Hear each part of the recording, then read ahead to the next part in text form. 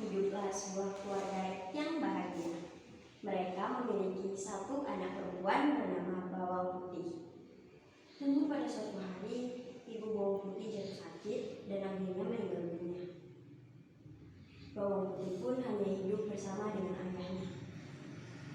Ayah Bawang Putih merupakan seorang pedagang yang sering bepergian jauh.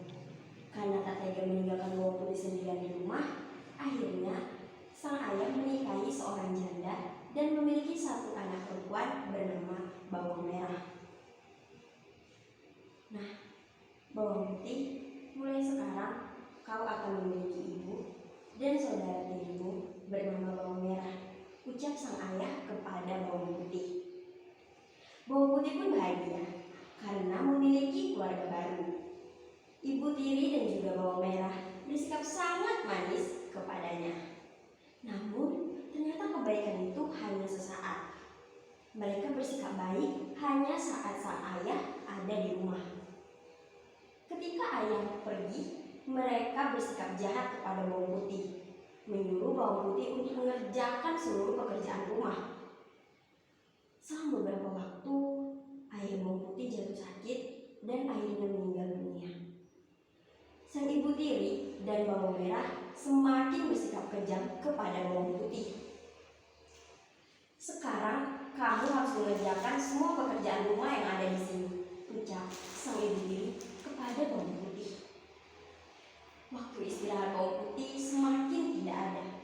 Setiap hari dia harus melayani kebutuhan Bawang Merah dan juga ibu tirinya. Sampai pada suatu ketika, Bawang Putih mencuci di sungai. Tanpa disadarinya, salah satu selendang kesayangan Bawang Merah hanyut.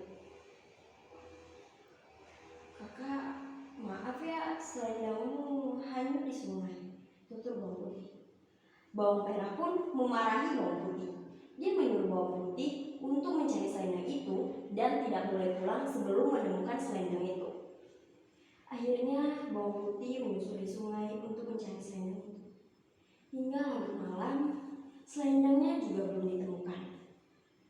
Ketika tengah menyusuri sungai, Bawang Putih melihat ada bubuk tua. Ternyata bubuk itu dihuni oleh sang nenek tua. Bawang Putih akhirnya menghampiri bubuk itu dan meminta izin kepada nenek tua. Karena nenek cukup baik hati, dia mempersilahkan Bawang Putih untuk menginap.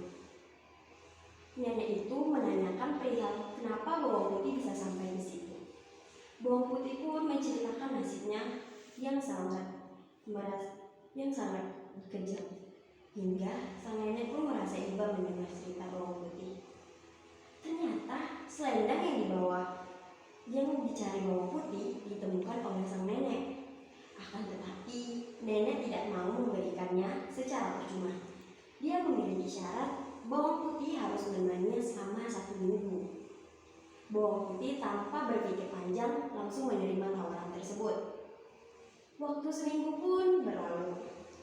Selama tinggal bersama nenek, Bawang Putih sangat rajin. Lalu, nenek memberikan selendang yang dulu dia temukan kepada Bawang Putih. Tidak sampai situ saja, nenek menyuruh Bawang Putih memilih labu yang ada pada nenek. Awalnya Bawang Putih ingin menolak. Karena ingin menghormati pemberian sang nenek, Bawang Putih akhirnya memilih labu yang kecil. Dengan alasan tak kuat membawanya. Nenek itu hanya tersenyum mendengar alasan itu. Setelah itu, Bawang Putih pun segera pulang dan menyerahkan selendang itu kepada Bawang Merah. Selanjutnya dia pun pergi ke dapur dan dia membelah labu itu. Tapi betapa terkejutnya dia karena ketika labu itu dibelah, ternyata labu itu berisi emas yang sangat banyak. Ibu tirinya secara tidak sengaja melihat Bawang Putih dan langsung merampas semua emas itu. Bukan hanya itu saja, dia menyuruh dan memaksa Bawang Putih untuk menceritakan bagaimana dia bisa mendapatkan labu tersebut. Akhirnya Bawang Putih menceritakannya. Muncul niat jahat di benak ibu tiri yang serakah itu. Keesokan paginya, dia menyuruh sang anak Bawang Merah untuk melakukan yang sama seperti yang dilakukan Bawang Putih kepadanya. Dia berharap akan membawa labu yang paling besar. Singkat cerita, bawang merah yang malas itu tiba di gubuk si nenek. Dia pun tinggal di sana selama 1 minggu. Namun karena sifatnya yang pemalas, dia hanya bermalas-malasan saja, tidak pernah membantu si nenek. Ketika waktunya sudah pulang, bawang merah pun disuruh memilih. Dan tanpa pikir panjang, bawang merah langsung mengambil labu yang paling besar dan berlari ke rumahnya tanpa mengucapkan terima kasih.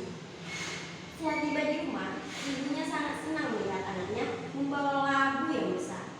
Dia berpikir pasti banyak emas di dalamnya. Karena tak ingin diketahui oleh bawang putih, sang ibu dan juga bawang merah membawa labu itu ke dalam kamarnya dan mengunci pintunya agar tidak diketahui. Namun di luar dugaan, bukan emas yang ada di dalamnya, melainkan labu itu dipenuhi ular, kalajengking, kelabang, dan berbagai hewan lainnya. Hewan-hewan itu lalu keluar dari labu dan menggigit bawang merah dan ibunya yang salah tersebut.